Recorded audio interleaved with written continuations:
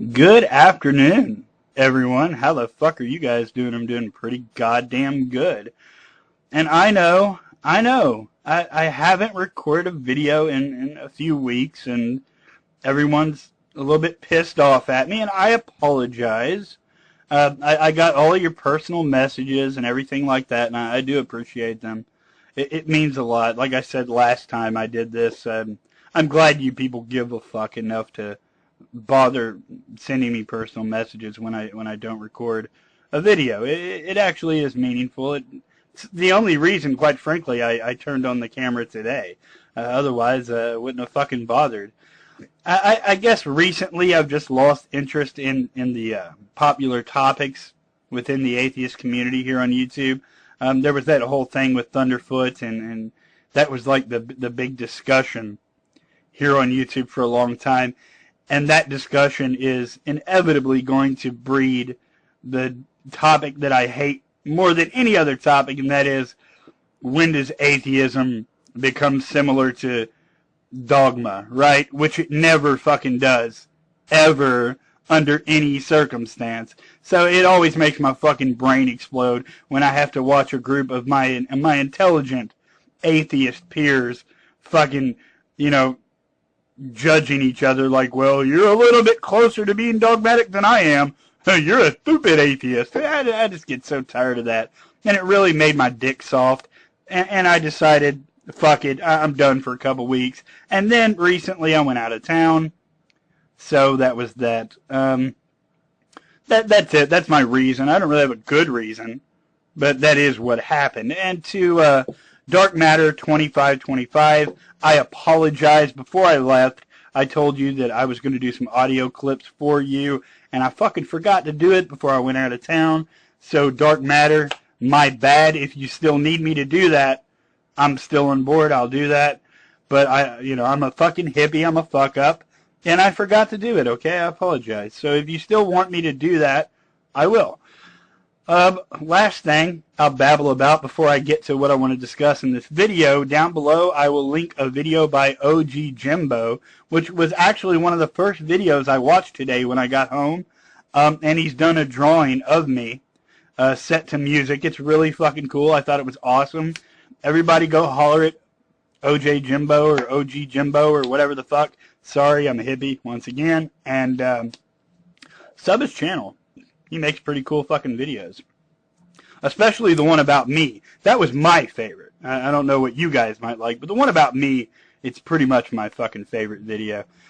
Now, on to what I wanted to discuss. Before I left, before I went out of town, I was paying attention to what was the popular topic on YouTube before I left, and that was the whole True Forced Loneliness crowd, and a couple people did videos. Voctor did one, Scouts Caspa, several other fucking people have addressed the T.S.L.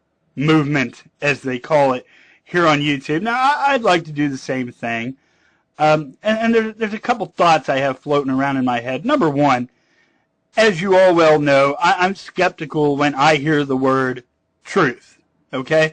Anytime I hear the word truth, or any variation of that fucking word, in the title of someone's name, or channel, or movement, I'm immediately skeptical, and I'm immediately on guard, because what I feel like I'm getting ready to hear is a whole lot of bullshit. Anytime the word truth is attached to a name of anything. The first thing I notice about most people who include the word truth in their usernames and channel titles is that these people are generally operating in a way that leaves the viewer with the impression that they're trying to spread a very important message. They're trying to spread knowledge, of some sort of vital knowledge that everyone needs, right? They're spreading information that is of great importance, and everyone needs to hear it, and if you don't hear it, you're at risk in some way, shape, or form. This goes for the religious, this goes for the NWO, the 9/11 truthers crowd, and it goes for T.S.L. as well.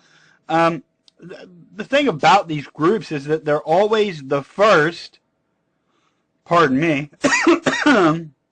to censor their channels. They're always the first to block the opposition. Like when someone opposes this great idea that they're trying to spread around, they're always the first to block people from their channel, remove comments, and basically keep people from getting the information, right? Or do their best to keep from having to have open discussions about the information they're trying to spread, which leads me to believe that they're not really interested in educating people. They're interested in suckering in a bunch of heartbroken, lonely, rejected individuals, and just kind of sucking them into their little group and stroking each other's dicks, right? It's just like its own little religion where, well, if you don't fit here, maybe you'll fit over here with us, right?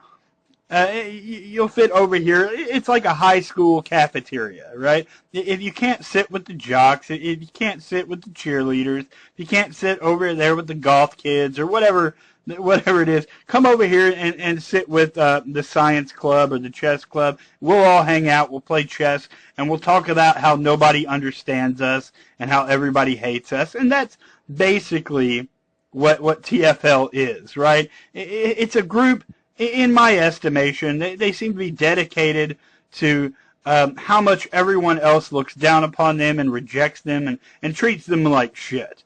But at the same time, their messages, they have, from what I can tell from the videos I've watched, Dwayne or Bill, if you watch my video, please correct me, but from what I can tell, it seems that one of your messages to the T.S.L crowd is just to give up.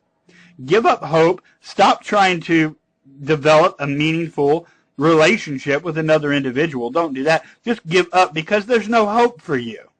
There's no hope for you at all. So that's the message that Dwayne actually tried to spread in a video that I will link below. He basically said give up. That's why Bill said give up. So who's forcing the loneliness, you or the world around you? I think that very clearly demonstrates who's forcing you to be lonely, and that's you. I mean, and you're angry at the dating scene. You're angry at shallow people. You're angry that people have standards, right? That people want to fuck people who they feel are the most attractive people that they can fuck, right? And this, for whatever reason, really irks you. But it's a harsh fact of life, Bill and Dwayne, that you have to punch your weight in the dating game, and that's just the way that it is. I do, I've been with several women. I'm not the best looking guy in the fucking world, but I've had several relationships. One very long term. I've been married. I mean, I've been there. But for fuck's sake, people have standards.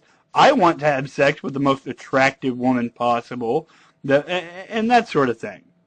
It's a harsh fact of life that if you're not Brad Pitt, you might get rejected a little bit. Fucking deal with it, like the rest of us do, and stop fucking whining. Honestly, it's not the world's problem that you get rejected. It really is yours. I don't think you want to punch your weight. To be honest, I don't think you want to date within your class. And I'm sorry, but that exists. That people have standards. And we all have one thing in common, and that's that we want to fuck the most attractive people we can get our hands on. And that's it. Punch your weight. That's all I can tell you in that department.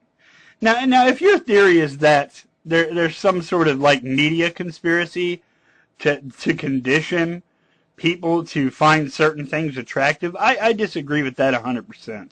I think that's bullshit right from the get-go. The media and advertisements and things like that don't have as much control over the population as you think. The idea of an advertisement or any sort of publication like Playboy, right, is to appeal to what's already in demand. It's to appeal to what's already popular, what people already desire. This isn't some type of like mental conditioning, okay? Bill Hicks, the comedian, said it best when he said, Playboy does not cause certain types of sexual thought. Sexual thought already exists. Therefore, there is Playboy. I know you guys are really, really tired of hearing that it's all your fault and that you're trying to blame other people for your shortcomings, but that's exactly what's going on. Just go get out there, punch your weight, find a nice, semi-ugly, conspiracy 9/11 truth girl, walk her up and down the beach and trade conspiracy theories. Live happily ever fucking after. I promise you, the world around you is not responsible for your self-inflicted loneliness. Well, that's all. I'll talk to you guys later. Peace.